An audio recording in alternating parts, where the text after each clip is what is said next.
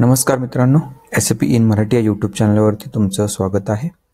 थंबनेलवरून तुम्ही पाहिलं असेलच, आज आपण SAP इंटरव्ह्यू यावरती व्हिडिओ बनवतो आहे. ओके, तर पर्टिक्युलरली हा व्हिडिओ कोणासाठी असणार आहे? SAP MM कन्सल्टंटसाठी असणार आहे, ज्यांचा SAP MM कोर्स झालेला आहे.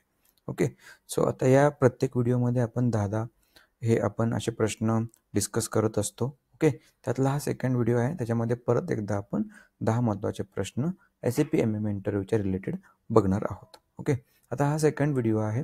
जर तुम्ही पहिला व्हिडिओ पाहिला नसेल तर बघा, वरती आय बटनवरती हा पहिला व्हिडिओ आलेला आहे, त्याच्यावरती क्लिक करा आणि तो व्हिडिओ बघून घ्या आणि मगच हा व्हिडिओ बघा, कारण एक लिंक लागणं गरजेचं आहे. ओके, आजचा हा व्हिडिओ खूप इम्पॉर्टंट असणार आहे.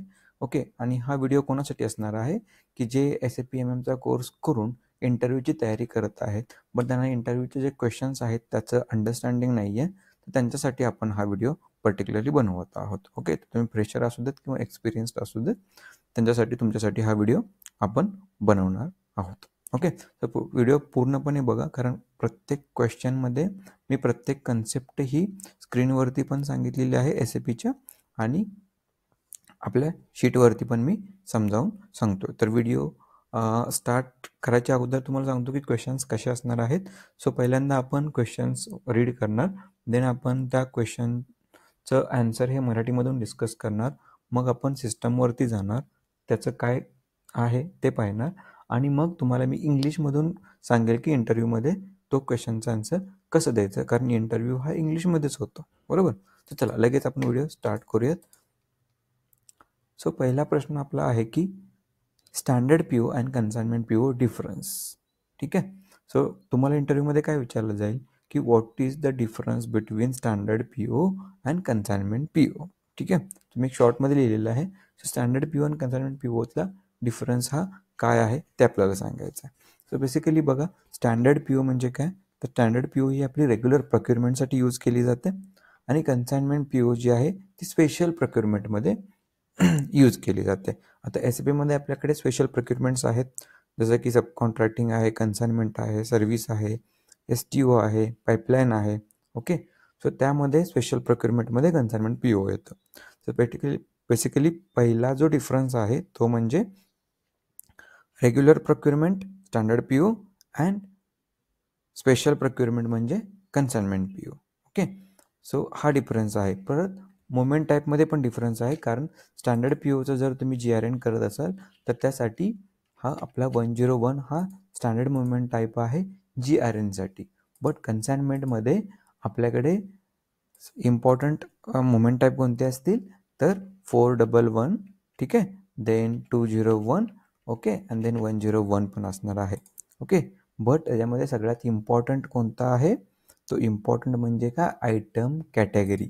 ओके, आयटम कॅटेगरी ब्लँक असते जर तुम्ही स्टँडर्ड PO बघत असाल तर, आणि इथे तुमची आयटम कॅटेगरी ही K असते. ओके, म्हणजे 411K, 201K अँड 101K हे मॅन्डेटरी आहे. ठीक आहे, सो कन्साइनमेंट POमध्ये आयटम कॅटेगरी K. ओके, आता हे चला तुम्हाला काही सिस्टमवरती मी शो करतो. तर ही आपली आहे SAP सिस्टम.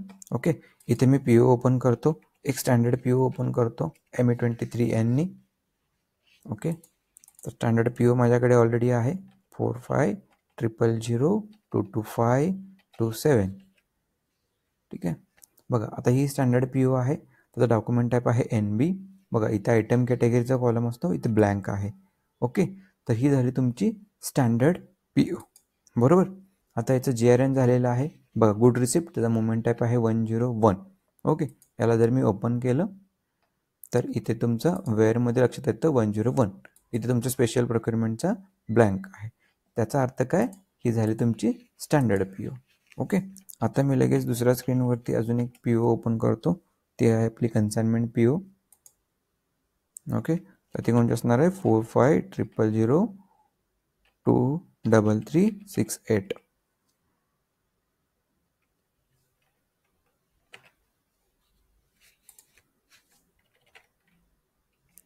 4500023368. तर ही झाली बघा आपली कन्साइनमेंट PO. कशावरून ओळखलं की आयटम कॅटेगरी ही जी आहे ती K आहे. राईट. इथे जर क्लिक केलं तुम्ही तर ते लक्षात येईल की ब्लँक म्हणजे स्टँडर्ड आणि के म्हणजे कन्साइनमेंट. इथून असं ओळखू शकता तुम्ही. आणि जर तुम्ही आयटम कॅटेगरीमध्ये गेलात तर इथे बघा गुड रिसिप्ट झालेली आहे. जर याच्यावरती तुम्ही क्लिक केलं ओके तर इथे वेअरमध्ये गेला तर बघा 101K आहे. सो असे हे मुवमेंट टाईप आहेत ते आपले 101K आणि हे 101 ब्लँक. ओके, हा डिफरन्स आहे. आता तुम्हाला 411K आणि 201K कशासाठी यूज करायचं शॉर्टमध्ये सांगतो. 411K हे तुमच्या ओन स्टॉकला जर कन्साइनमेंट स्टॉकमध्ये मटेरियल घ्यायचं असेल तर, आणि हे प्रोडक्शनला जर मटेरियल तुम्ही कन्साइनमेंटमधून इश्यू करत असाल तर. ओके, याच्यावरती आपण डिटेलमध्ये माहिती परत हळूहळू सांगूयात. ठीक आहे, बट एवढं ठीक आहे हा डिफरन्स. ओके, तर आता इंग्लिशमधून कसं सांगायचं. Standard PO is basically used for regular procurement and consignment PO is used for special procurement. There is a moment type difference. 101 we don't have any item category and only 101 moment type is used. However, for consignment there are three moment type: 411, 201 and 101. But along with that item category K we need to use because this is a special procurement. Right. आता हे तुम्ही जर लक्षात आलं असेल तर हे note down करून ठेवा आणि ह्याचा आन्सर तुम्ही इंटरव्ह्यूमध्ये सांगू शकता. ओके, हा झाला आपला पहिला प्रश्न. ओके, आपला हा दुसरा प्रश्न आहे what is sub contracting process. आत्ताच आपण कन्साइनमेंट प्रोसेस पाहिली, तसंच आपला सब कॉन्ट्रॅक्टिंग प्रोसेस हा एक स्पेशल प्रोक्युरमेंटचा आपला एक टाईप आहे. ओके, तर सब कॉन्ट्रॅक्टिंग प्रोसेसमध्ये होतं काय तर सब कॉन्ट्रॅक्टिंग प्रोसेसमध्ये आपण काय करतो की आपलं जे रॉ मटेरियल आहे, आपला जो चाइल्ड पार्ट आहे तो आपण वेंडरला सेंड करतो आणि वेंडर तो प्रोसेस करतो.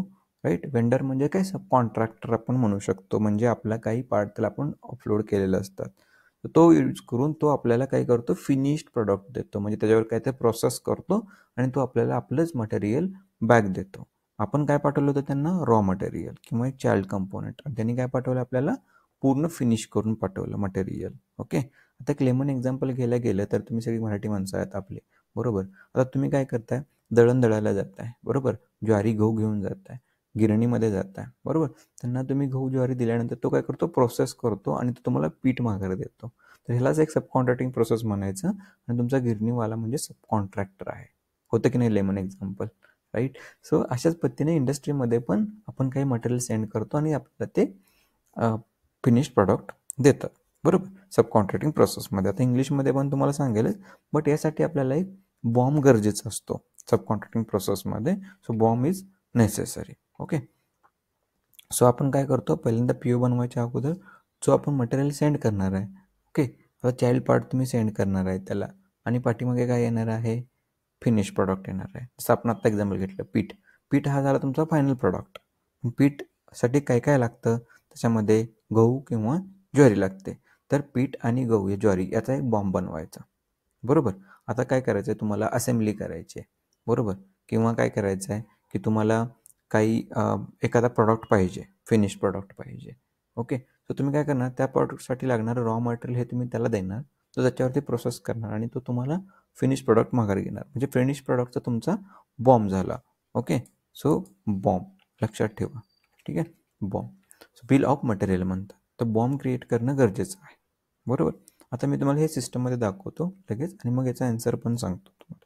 म्हणजे माझं इंटेन्शन काय आहे की तुम्हाला प्रोसेस समजली पाहिजे, सिस्टममध्ये कळलं पाहिजे आणि त्याची डेफिनेशन सांगितली पाहिजे. ओके, आता एक स्क्रीन क्लोज करून आपण दुसरी स्क्रीन ओपन करूयात. इथे लगेच एक PO ओपन करतो. सब कॉन्ट्रॅक्टिंग प्रोसेस. ओके, 450023 बघा, ही झाली तुमची सब कॉन्ट्रॅक्टिंग PO. आता ही PO ओळखली की ही सब कॉन्ट्रॅक्टिंग, तर इथे बघा आयटम कॅटेगरी ही L असते, बरोबर. म्हणजे काय तर लक्षात ठेवा आयटम कॅटेगरी ही L पाहिजे. Okay, item category L for sub contracting process. ठीक आहे, त्याच्यावरून तुम्ही ओळखू शकता. ओके, आता ही झाली तुमची सब कॉन्ट्रॅक्टिंग प्रोसेस. ओके, आता सिस्टममध्ये तुम्ही सब कॉन्ट्रॅक्टिंग प्रोसेस आहे, त्यासाठी ही सब कॉन्ट्रॅक्टिंग तुमची PO आहे. आता याच्यामध्ये बघा मटेरियल डेटा. ओके, मटेरियल डेटामध्ये गेल्यानंतर इथे तुमचा बॉम्ब असतो. ओके, सो ही झाली तुमचं कॉन्ट्रॅक्टिंग पी ओ. कशाने ओळखलं? एलवरून. आणि इथे जायचं मटेरियल डेटामध्ये आणि याला कंपोनंट चेक करायचे. इथे करा क्लिक. बघा, तर हा कंपोनंट आला तुमचा. म्हणजे काय की हे 415 हे फर्निचर मटेरियल आहे, त्याला हे स्टील लागतं, म्हणजे स्टीलचं फर्निचर आहे. ठीक आहे, तर एका फर्निचरसाठी इथे एक 50 फर्निचरसाठी 2500 किलो फर्निचर लागतं, असंही मेंटेन केलेलं आहे. स्टील लागतं, ओके. सो 415 हा तुमचा फायनल प्रोडक्ट झाला आणि हा तुमचा चाइल्ड किंवा रॉ मटेरियल झालं. ओके, असा हा बॉम्ब बघायचा. इथे बॉम्ब पण तुम्ही मेंटेन करू शकता. तर बॉम्ब इज मॅन्डेटरी. बॉम्ब हा मॅन्डेटरी आहे सब कॉन्ट्रॅक्टिंग प्रोसेसमध्ये. ओके, मग ही पी ओ बनवली तुम्ही. मग ही पी ओ काय करेल, तुम्ही या पी ओच्या अगेन्स्ट तुम्ही मटेरियल पाठवाल वेंडरला आणि मग याच पी ओच्या अगेन्स्ट मटेरियल वेंडरकडून रिटर्न येणार. बरोबर. चला, आता आयटम कॅटेगरी लक्षात आलं, बिल ऑफ मटेरियल लक्षात आलं, तर आयटम कॅटेगरी आहे मॅन्डेटरी लक्षात ठेवा. आता ही प्रोसेस सांगायची कशी, तर सब कॉन्ट्रॅक्टिंग प्रोसेसची इंग्लिशमध्ये डेफिनेशन कशी बनेल. So sub contracting process is nothing but special procurement, okay, where we send raw material to subcontractor or vendor, okay, that is child part or raw material. Okay, vendor will receive that material and vendor will process that child part or raw material, and then he will send finished product to the company. Okay, so in this process BOM is mandatory. So before sending material to vendor, we have to create BOM in SAP, okay, for parent material and child material.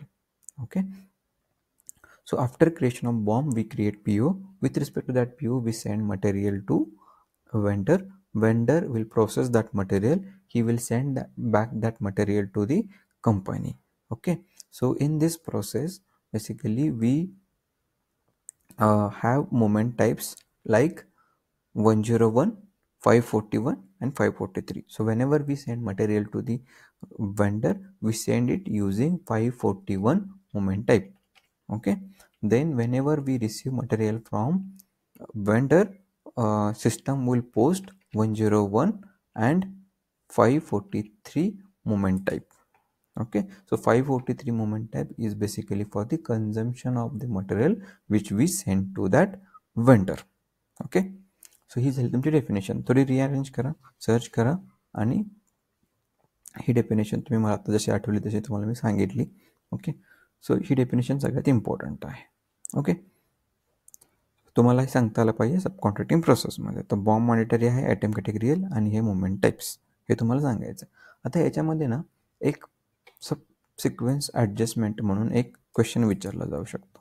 तर सब सिक्वेंट adjustment म्हणजे काय, तर कधी कधी काय होतं ना, तुम्ही ज्या वेळेस वेंडर मटेरियल सेंड करता, सपोज 100 किलो मटेरियल सेंड केलं आणि त्याच्याकडून आलं 95 किलो, तर सिस्टममध्ये तुम्हाला ते 5 किलो वेंडरकडे पेंडिंग दाखवणार, राईट. आता हा बघायचा कुठं, तर तुम्ही बघू शकता की MMBEमध्ये स्टॉक प्रोव्हाइडेड टू वेंडर असं असतं, राईट. आता तुम्ही इंटरव्ह्यूची तयारी करताय म्हणजे तुम्ही कोर्स कंप्लीट केलेला आहे, तर तुम्ही सब कॉन्ट्रॅक्टिंग प्रोसेसमध्ये बघू शकता की ज्यावेळेस वेंडरला मटेरियल तुम्ही पाठवता MB1Bनी किंवा मिगोनी ट्रान्सफर करता 541 मुवमेंट टाईपनी, त्यावेळेस MMBEमध्ये तुम्हाला तो स्टॉक दिसतो किंवा MBLB या टिकोडमध्ये पण तुम्हाला स्टॉक दिसतो. ओके, सो हे लक्षात ठेवा, 2 टिकोड्स आहेत. ओके, सो हा स्टॉक तुम्ही बघितल्यानंतर तुमच्या असं लक्षात आलं की क्वांटिटी काहीतरी मिसमॅच आहे आणि तुम्हाला ती ॲडजस्ट करायची आहे. मग ते कोणत्याही रिझन नसू द्या, तुम्ही मटेरियल वेंडरला जास्त सेंड केलं किंवा वेंडरकडून ते मटेरियल कमी आलं किंवा बॉम्बमध्ये तशी ॲडजस्टमेंट नाही आहे, तर ह्या ॲडजस्टमेंटला तुम्ही काय म्हणणार, subsequent adjustment.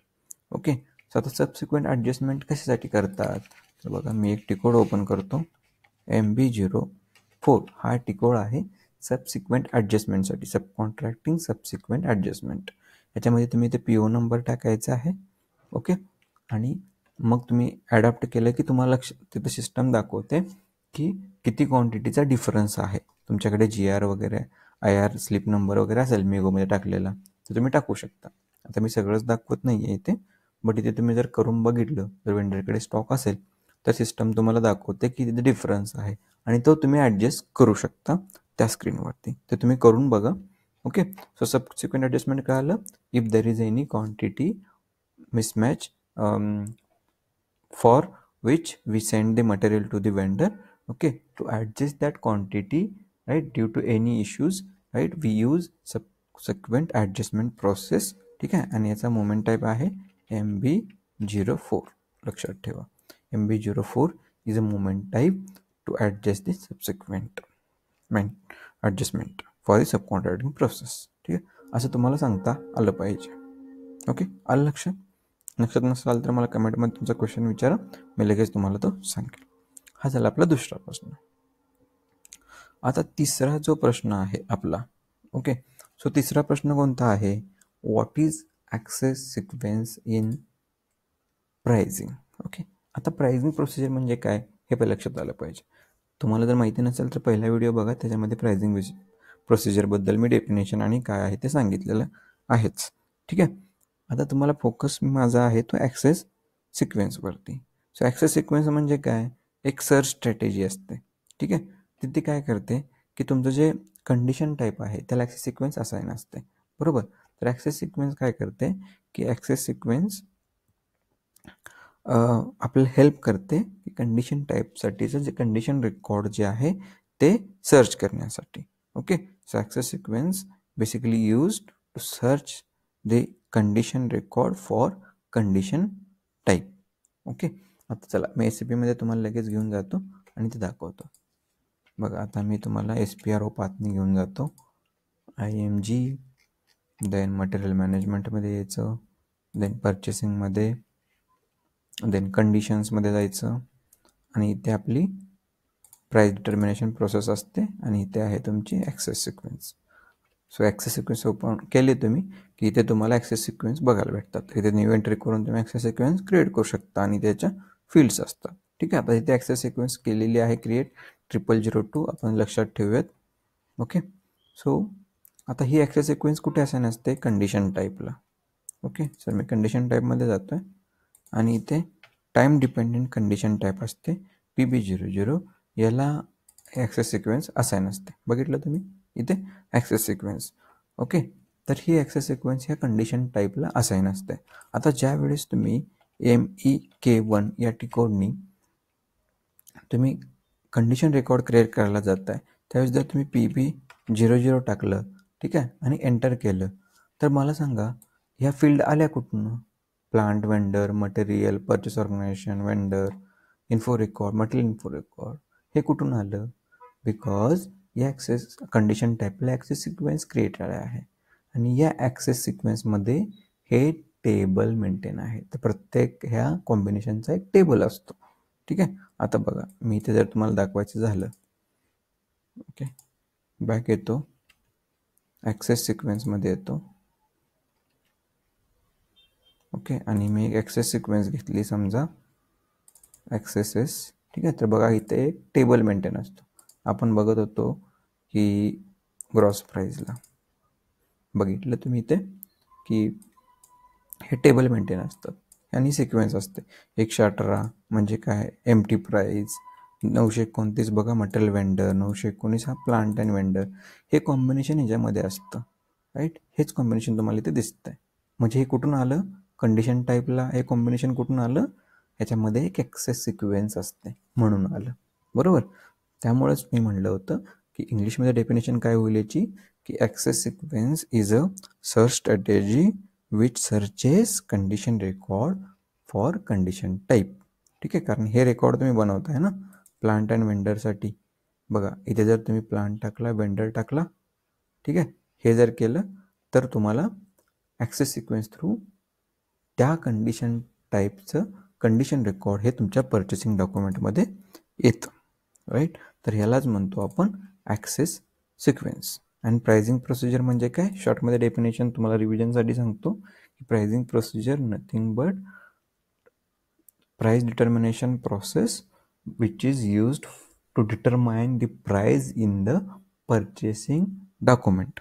Okay, where we assign create condition type, access sequence, condition table, schema determination, schema group of vendor and schema group of purchase organization, and we maintain schema determination where based on the purchase organization and vendor system will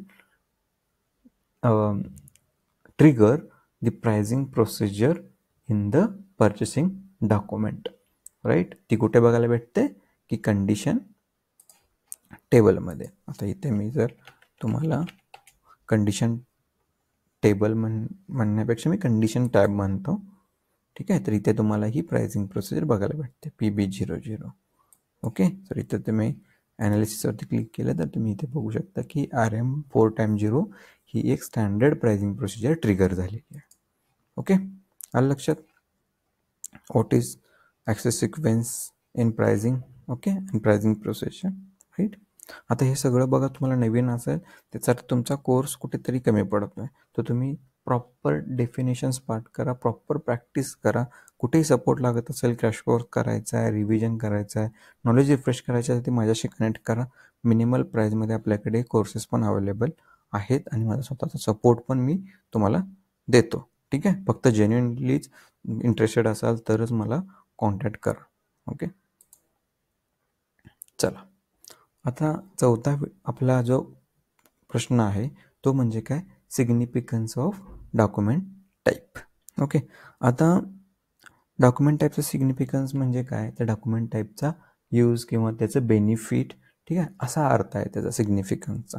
okay, so त्याचं mainly काम काय आहे ते आपल्याला या प्रश्नातून सांगायचं आहे, ठीक आहे. तर आपण असं म्हणू शकतो की डॉक्युमेंट टाईपमुळे आपण वेगवेगळे जे पॅरामीटर्स आहेत ते आपण कंट्रोल करू शकतो. ओके, मग इंग्लिशमध्ये कसं सांगणार की document type controls the document, किंवा असं म्हणा तुम्ही की document type controls how documents are processed.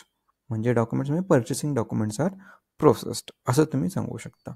Okay, आता सिग्निफिकन्समध्ये तुम्ही काय सांगणार की बघा, आता इथे एक मी एक्झाम्पल देतो, ठीक आहे. आता इथे डॉक्युमेंट टाईप असतो POचा, परचेस ऑर्डरचा.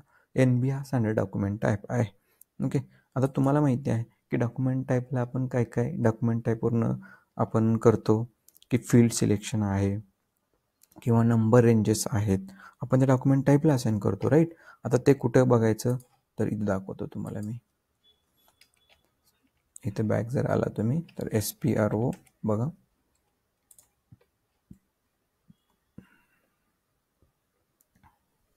इथे जायचं मटेरियल मॅनेजमेंटमध्ये, मी POच दाखवतो आत्ता. पर्चेसिंगमध्ये परचेस ऑर्डर आणि देन मग इथे तुम्ही डॉक्युमेंट टाईपला गेलात की तुमचे सगळे डॉक्युमेंट्स टाईप इथे विजिबल होतील. आणि त्यातला आपण NB डॉक्युमेंट टाईप सर्च करूयात इथे. तर या डॉक्युमेंट टाईपवरून काय होतं की बघा, नंबर रेंजेस इंटरनल आहे की एक्सटर्नल आहे. देन इथे तुमचं फील्ड सिलेक्शन NBF आहे. म्हणजे काय, या डॉक्युमेंट टाईपला कोणती नंबर रेंज पाहिजे किंवा या डॉक्युमेंट टाईप हा यूज केल्यानंतर तुमचं कोणत्या फील्ड ह्या ऑप्शनल, रिक्वायर्ड किंवा हाईड झाल्या पाहिजेत ते आपल्या ह्या फील्ड सिलेक्शन म्हणून लक्षात येतं. हा दुसरा पॉईंट झाला. पहिला नंबर रेंज, दुसरा. आणि तिसरा म्हणजे काय, अलाउड आयटम कॅटेगरीज. म्हणजे या डॉक्युमेंट टाईपला कोणत्या कॅटेगरीज अलाउड केल्या जातात ते इथं तुमच्या लक्षात येईल. म्हणजे काय की NBला फक्त स्टँडर्ड अलाउ करायचं असेल तर हे सगळं डिलीट करायच्या. म्हणजे काय होतं की NBला फक्त स्टँडर्ड आयटम कॅटेगरीज अलाउ करेल. दुसरी जर आयटम कॅटेगरी जर तुम्ही क्रिएट करायला गेलं तर तुम्हाला एरर देणार, बरोबर. तर चला, आता मी तुम्हाला एक एक्झाम्पल दाखवतो लगेच आयटम कॅटेगरीचं, कारण नंबर रेंजेस आणि फील्ड सिलेक्शन तुम्हाला माहिती आहे, ठीक आहे. मी एक कोणता तरी एक घेतो, हा घेऊयात आपण. ओके, याचे मी सगळे डिलीट करतो, फक्त स्टँडर्ड अलाउड आहे. ओके, ऑल एंट्रीज असं तुम्ही कॉपी करून नवीन क्रिएट करा आणि मगच करा हे, ठीक आहे. ONB, ठीक आहे. ONB हा माझा क्रिएट झाला. आता मी ते काय करतो की /OME21N हा क्रिएट करायला जातो आणि ते आपण ONB घेऊयात. बघा, हा घेतल्यानंतर एक वेंडर आपण इथला कॉपी करू. ठीक आहे. देन हेडर डेटामध्ये आपलं ऑर्ग डेटामध्ये हे सगळं डिटेल्स आपल्याला परत टाकावे लागतील. तर इथल्या टाकू आपण MSPO आणि देन MS50. ठीक आहे, हे घेतलं. आता मला काय करायचं आहे की ओके हा एरर आहे. ठीक आहे, बट इथे मला आयटम कॅटेगरी के यूज केली मी. बघू आता एरर देत आहे का. बघा item category K not allowed for document type ONB because इथे जर चेक केलं तुम्ही तर फक्त स्टँडर्ड अलाउ करत आहे. म्हणजे काय झालं, डॉक्युमेंट टाईपवरून नंबर रेंज प्लस तुमचं आयटम कॅटेगरी आणि यातली एखादी बघा आता स्टोरेज लोकेशन फील्ड हाईड आहे, राईट. ही फील्ड ऑप्शनल आहे. रिक्वायर्ड फील्ड म्हणजे इथे एक टिक मार्क येते बघ ब्लॅकमध्ये, म्हणजे ती फील्ड मॅन्डेटरी आहे. ओके, आणि काही डिफॉल्ट व्हॅल्यूज पण, जसं की माझं काही मला डिफॉल्ट पाहिजेत प्लांट वगैरे या डॉक्युमेंट टाईपसाठी, त्याही आपण करू शकतो. ओके, सो बघा सिग्निफिकन्स म्हणजे काय, तर तुम्ही असं सांगू शकता की document type controls how purchasing documents are processed. It controls number ranges, field selection, item category and default values. Okay, एवढं जरी आन्सर सांगितलं तर सफिशियंट आहे. तुम्ही इन डिटेलमध्ये पण सांगू शकता. ओके, चला 5वा प्रश्न. What is source list and it's use. Okay, so source list म्हणजे काय, सोर्स म्हणजे काय बेसिकली की समजा आपल्याकडे काय आपल्याला प्रोक्युरमेंट करायचं असेल किंवा आपल्याला परचेस करायचं असेल तर कोणता तरी एखादा वेंडर किंवा कोणता सोर्स लागतो ना, सोर्स. ठीक आहे, सोर्स ऑफ सप्लाय शब्द ऐकलाय कुठे. ओके, सो ते सोर्स ऑफ सप्लाय आपण कुठे मेंटेन करतो, तर सोर्स लिस्टमध्ये मेंटेन करतो. म्हणजे काय, त्या सोर्सची एक आपण लिस्ट मेंटेन करतो. ओके, तर मी तुम्हाला आता सोर्स लिस्ट म्हणजे काय आणि त्याचा यूज सांगतोय. ओके, सो आता डेफिनेशन जर तुम्हाला सांगायची असेल तर मी तुम्हाला आत्ताच इंग्लिशमध्ये सांगतो आणि देन मग परत सिस्टमवरती एक्सप्लेन करतो, कारण तुम्हाला हे थोडंसं अंडरस्टँडिंगसाठी इझी जाईल. ठीक आहे, की source list controls procurement process, हे सांगा. Source list control procurement process, right. आता हे तुम्ही सेंटेन्स सांगितल्यानंतर इन डिटेलमध्ये डेफिनेशन सांगायचे असेल तर तुम्ही काय म्हणू शकता की source list define source of supply for particular material over particular और ओव्हर डिफाईन्ड पिरियड. ओके, आता हे सांगू शकता म्हणजे काय की एका मटेरियलसाठी, ठीक आहे, एका प्लांटमध्ये कोणता फिक्स्ड सोर्स ऑफ सप्लाय आहे का, म्हणजे एखादा मटेरियल आहे आणि तो फक्त एकाच वेंडरकडून येतो आहे त्या प्लांटमध्ये, हे जर तुम्हाला सांगायचं असेल तर तुम्ही ते कुठे सांगणार सिस्टममध्ये, तर सोर्स लिस्टच्या माध्यमातून तुम्ही सांगणार.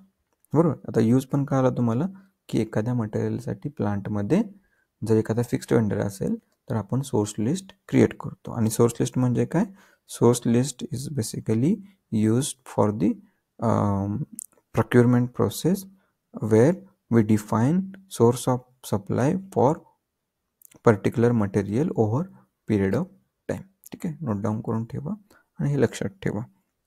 आता याचे टिकोड काय आहेत, तर ME01 अँड आता मला सांगा ME01 हा क्रिएशनचा झाला, तर इथे ME02 चेंजसाठी असेल का, तर लक्षात ठेवा इथे ME02 टिकोड हा नसतो, ME03.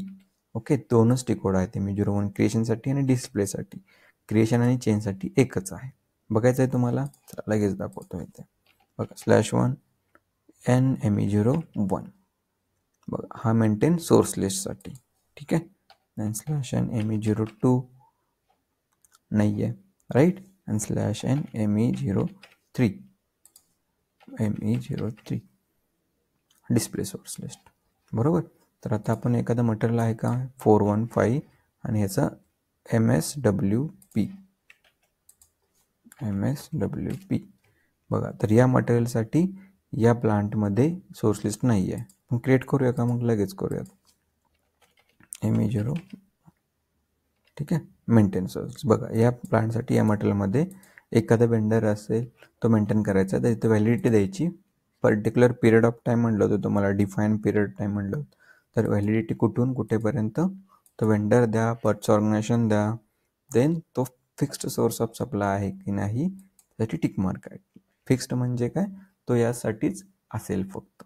आता समजा एखादा मटेरियल त्या वेंडरकडून ब्लॉक करायचं आहे तुम्हाला, ते कधीच येणार नाही, तर तुम्ही ते ब्लॉक करू शकता. म्हणजे जर तुम्ही या मटेरियलसाठी या प्लांटमध्ये एखादा वेंडरला, ठीक आहे, तुम्ही जर ब्लॉक करायचं असेल तरी पण तुम्ही सोर्स लिस्ट यूज करू शकता. Basically it is use to fix the source of supply और block the source of supply as well. ठीक आहे, असंही तुम्ही डेफिनेशनमध्ये म्हणू शकता. आणि टी कोड लक्षात ठेवा, can we change source list using ME02 असा पण क्वेश्चन विचारू शकतो अल्टरनेट. ठीक आहे, तर तुम्ही सांगा की ME02 doesn't exist in the system असं तुम्ही म्हणू शकता. ओके, लक्षात आलं. त्याचं सोर्स लिस्ट आणि त्याचा यूज तुम्ही तुमच्या लँग्वेजमध्ये पण सांगा. ओके, चला आता 6वा काय आहे, what is info record. Okay, so basically SAPमध्ये बघा, याला आपण म्हणतो परचेसिंग इन्फॉर्मेशन रेकॉर्ड. ओके, आणि याला शॉर्टमध्ये आपण PIR असं पण म्हणतो, परचेसिंग इन्फो रेकॉर्ड. ओके, त्याला इन्फो रेकॉर्ड असेही म्हणतात किंवा इन्फॉर्मेशन रेकॉर्ड असंही म्हणतात. ठीक आहे, सो परचेसिंग इन्फो रेकॉर्ड काय आहे, जसं की मटेरियल मास्टर आहे, वेंडर मास्टर आहे, तसंच परचेसिंग इन्फो रेकॉर्ड पण एक मास्टर डेटाचा टाईप आहे. ठीक आहे, तर तुम्ही असं म्हणू शकता की purchasing info record is a type of master data. बरोबर. आता याच्यामध्ये काय होतं की इन्फो रेकॉर्डमध्ये काय होतं की आपण मटेरियल प्लांटमध्ये, म्हणजे एखाद्या प्लांटसाठी आणि एखाद्या वेंडरसाठी आणि एखाद्या परचेस ऑर्गनायझेशनसाठी आपण त्याची इन्फॉर्मेशन सेव्ह करतो. म्हणजे फॉर मटेरियल कॉम्बिनेशन काय असेल याचं, मटेरियल, वेंडर, परचेस ऑर्गनायझेशन आणि प्लांट, या 4 पॅरामीटर, या 4 कॉम्बिनेशनसाठी आपण एक इन्फॉर्मेशन सेव्ह करतो. की मग ती तुमची काही डिफॉल्ट व्हॅल्यूज असू देत, प्राईज असू देत, स्केल क्वांटिटी असू देत, ती आपण इन्फो रेकॉर्डमध्ये मेंटेन करतो, PIR मध्ये. बरोबर. चला SAPमध्ये दाखवतो तुम्हाला लगेच. त्याचा टी कोड काय असेल, /NME11. बघा, क्रिएट इन्फो रेकॉर्ड. ठीक आहे, आणि इन्फो रेकॉर्डचे 4 टाईप आहेत, स्टँडर्ड, सब कॉन्ट्रॅक्टिंग, पाईपलाईन, कन्साइनमेंट. आता मी स्टँडर्डसाठी सांगतो. बघा, हे झालं, आणि हे परचेस ऑर्गनायझेशन, आणि हे प्लांटसाठी. या 4 कॉम्बिनेशनसाठी तुम्ही काय करणार, एक इन्फॉर्मेशन रेकॉर्ड मेंटेन करणार. ठीक आहे, आता इथे आपल्याला विचारते MSW हा आपला प्लांट आहे आणि याचं परचेस ऑर्गनायझेशन कोणतं आहे, MSPO. ठीक आहे, हे रेफरन्ससाठी घेतलेलं आहे. बघा इथे आहे, त्याचं नाव तुम्ही देऊ शकता. ओके, आता मी म्हणतो टेस्ट. बघा, आणि इथे प्राईस पण तुम्ही सेव्ह करू शकता. Price 100 rupees, standard quantity, minimum quantity, purchasing group, tolerance, GR based, IV, no ERS, unlimited. ठीक आहे, प्राइसिंग प्रोसिजर.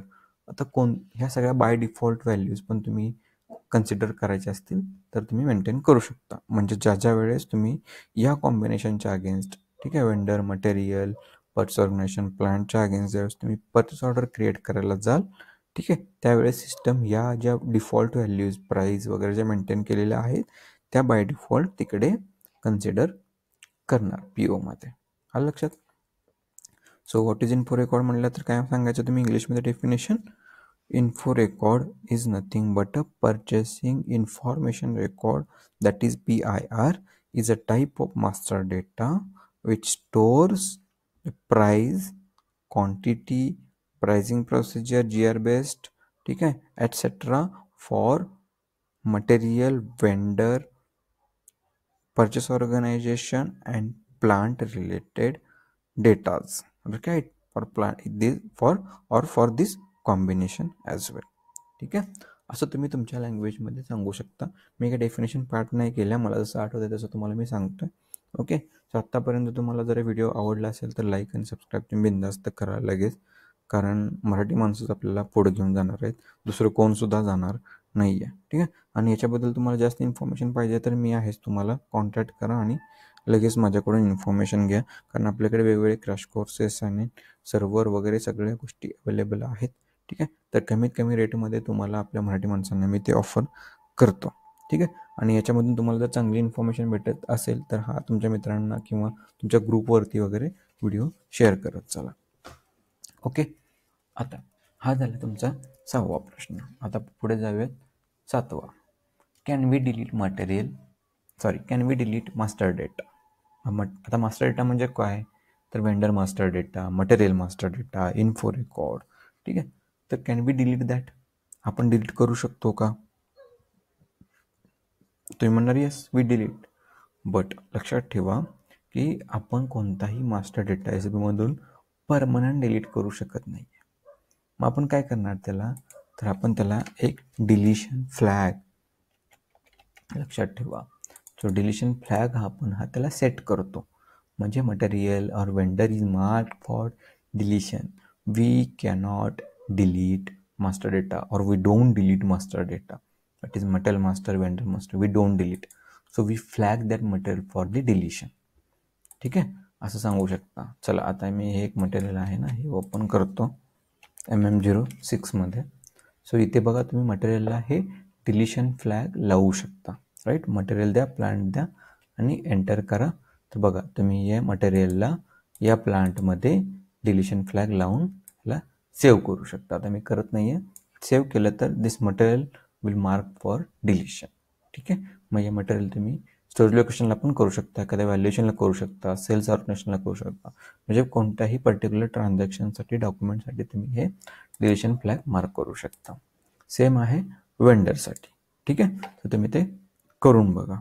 ओके, सो आपण मटेरियल मास्टर डेटा किंवा वेंडर मास्टर डेटा डिलीट करत नाही, तर तो आपण ब्लॉक किंवा आपण त्याला डिलिशन फ्लॅग लावतो. वेंडरमध्ये ब्लॉक करतो वेंडर आपण पर्स ऑर्गनायझेशनला वगैरे.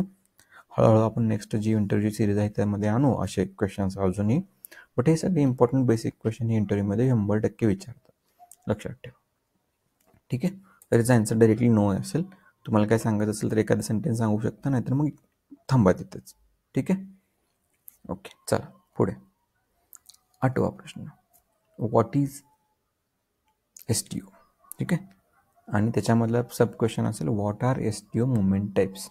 आता स्पेसिफिक जर तुम्ही बघायला गेलं तर STOच्या मुवमेंट टाईपमध्ये बघायला गेलं तर 641 हा एक मुवमेंट टाईप आहे, देन 1011 एक हा मुवमेंट टाईप आहे. हे दोन्ही इम्पॉर्टंट मुवमेंट टाईप आहेत. त्याच्यामध्ये टाईप आहे इंट्रा आणि इंटर वगैरे. ठीक आहे, सो STOचे मुवमेंट टाईप आहे 641 आहे आपल्याला. तर मी त्याचा एक PO ओपन करतो आणि त्याच्यामध्ये सांगतो तुम्हाला समजावून. ओके, तर त्याच्यामधले जर PO ओपन करायची झाली तर 4.02374 बघा. तर STO हा PO आहे, कशी ओळखणार, तर इथं आयटम कॅटेगरी U असते. U म्हणजे काय, STOसाठी, आणि डॉक्युमेंट टाईप हा UB आहे, standard document type for STO. लक्षात ठेवा हे, बरोबर. आणि इथे सप्लाईंग प्लांट असतं वेंडरच्या ऐवजी. ओके, आता बघा इथे पर्चेस ऑर्डर लिस्टमध्ये मुवमेंट टाईप बघू शकता, 641 आणि 101 हे दोन मुवमेंट टाईप आहेत. तर त्याच्यामध्ये 3 मुवमेंट्स होतात. कोणत्या कोणत्या, डिलिव्हरी नोट क्रिएट करतो आपण, देन गुड्स इश्यू करतो आणि गुड रिसिप्ट करतो. तर goods issue from another plant तो कोणता असेल 641, आणि त्यावेळेस ज्यावेळेस तुम्ही मटेरियल रिसीव्ह करता तुमच्या रिसिविंग प्लांटमध्ये तिथे 101 मुवमेंट असतो. ठीक आहे, तर तुम्ही म्हणू शकता काय की 641 is to send the material from the supplying plant and 101 is used to receive material in the receiving plant. Okay, so ह्या दोन मुवमेंट टाईप इम्पॉर्टंट आहेत, त्या तुम्ही सांगू शकता. अजूनही मुवमेंट टाईप्स आहेत, बट जर तुम्ही वेगवेगळे टाईपचे STO कन्फिगर करणार असाल तर तुम्हाला भेटेलच. ठीक आहे, सो STO म्हणजे काय, स्टॉक ट्रान्सफर ऑर्डर, याच्यामध्ये हे दोन मुवमेंट टाईप सगळे यूज करतात. ओके, चला पुढे. 9वा क्वेश्चन आहे आपला, what is GR based IV in purchase order. आता ह्याच्यामध्ये GR बेस्ड IV म्हणजे काय, तर गुड रिसिप्ट. GR म्हणजे काय, गुड रिसिप्ट. BSD म्हणजे काय, बेस्ट. आणि IV म्हणजे काय, इनवॉइस व्हेरिफिकेशनचा शॉर्टकट आहे. So good receipt best invoice verification. आता मी इन्फो रेकॉर्डमध्ये बघा दाखवलं होतं तुम्हाला. ठीक आहे, आता परत एकदा जर मी तुम्हाला जर दाखवायचं असेल तर मी ते PO मध्ये दाखवतो. तर हे असतं तुमचं, इथे इनवॉइस टॅब कुठे गेली तुमची. ओके, ही तुमचा STO आहे हा, त्यामुळे याच्यामध्ये नसतं ते. एक ठीक आहे, याच्यामध्ये घेऊयात आपण. तर इथे असते ते GR बेस्ड IV म्हणजे काय बघा, GR बेस्ड इनवॉइस व्हेरिफिकेशन. याची डेफिनेशन पण तुम्ही बघू शकता इथे की good receipt invoice verification for purchase order item. Right, so हे ह्याचं सिग्निफिकन्स विचारतो आहे आपल्याला काय आहे ते. तर बघा लक्षात ठेवा की GR बेस्ड इनवॉइस व्हेरिफिकेशन म्हणजे आता हा वर्डच आहे तो सेल्फ एक्सप्लेनेटरी आहे की इनवॉइस बेस्ड ऑन GR, म्हणजे जे आपण PO क्रिएट केल्यानंतर काय करतो, गुड रिसिप्ट करतो आणि इनवॉइस करतो, तर ते इनवॉइस हे तुमच्या GRच्या बेसवरती होतं. ठीक आहे. इनवॉइस क्रिएट होतं, इनवॉइस पेड होतं, ते कोणत्या ॲज पर GR होतं. आता जर ही टिक मार्क जर तुमची PO मध्ये नसेल, बघा GR बेस्ड आहे बी, टिक मार्क नसेल तर तुमचं इनवॉइस हे GRच्या बेसवरती होणार नाही.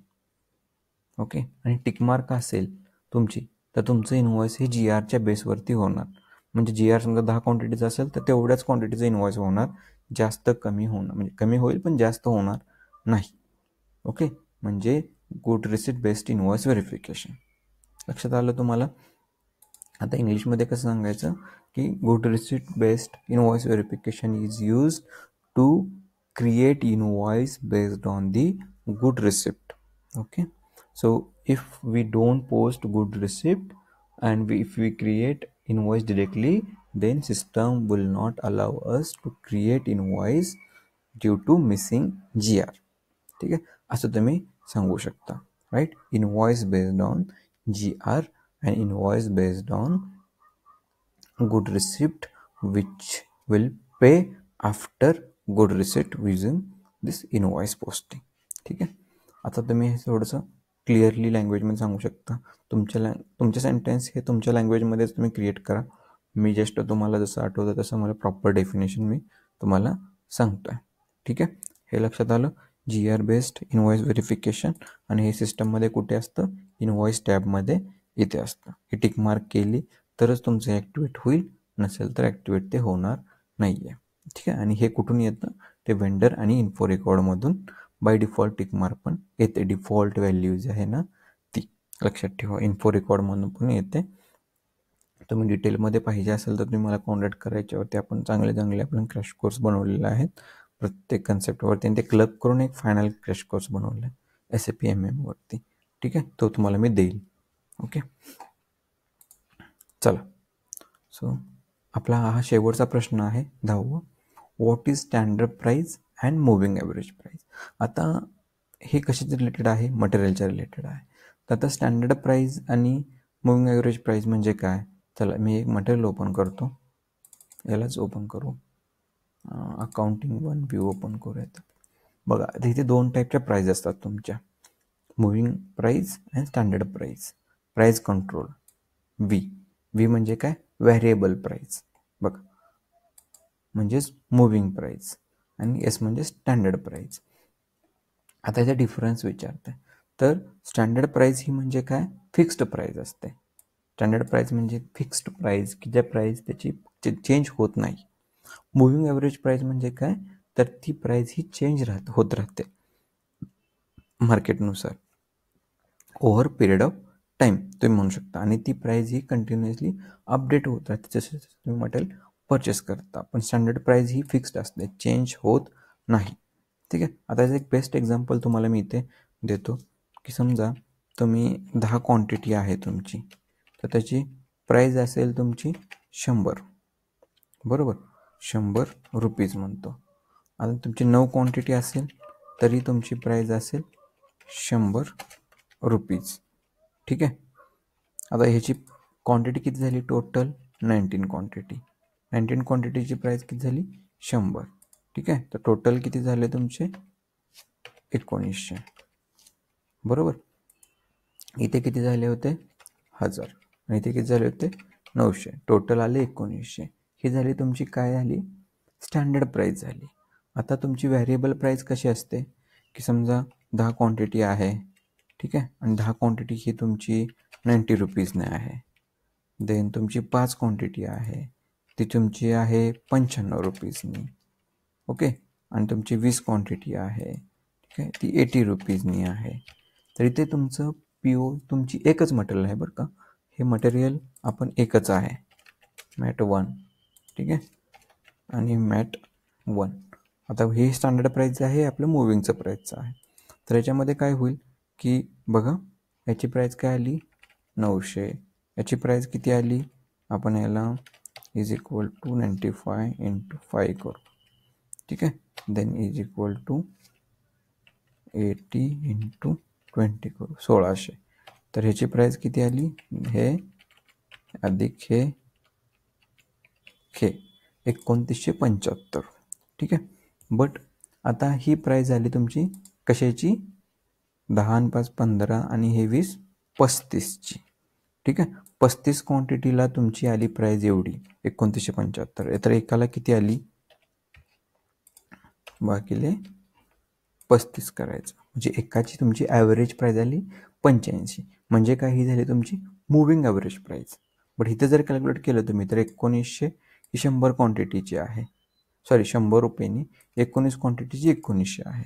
तर एकाची किती आली तुमची 100 रुपये, कारण ती स्टँडर्ड प्राईज आहे. इथे 1900 भागिले 19 केलं तरी 100च येत आहे, म्हणून ही स्टँडर्ड प्राईज म्हणतो आपण याला.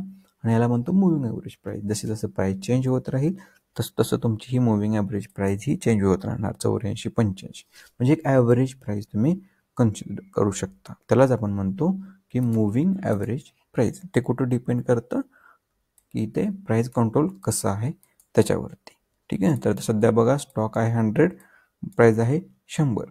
जसं तुमचा स्टॉक आहे तो वेगवेगळ्या प्राईजने जर तुम्ही प्रक्यूर केला, जसं जसं मार्केटमध्ये प्राईस चेंज होते, तर त्या पद्धतीने तुमची ही मुव्हिंग ॲव्हरेज प्राईस चेंज होत राहणार. आणि लेटेस्ट प्राईज जी ॲव्हरेज प्राईज आहे ती तुम्हाला मिळत राहणार कशामध्ये, मटेरियलमध्ये. आणि हीच मटेरियलची प्राईज ही फ्लो होते पी आरमध्ये आणि नंतर तुमच्या पी आरमधून पी ओमध्ये.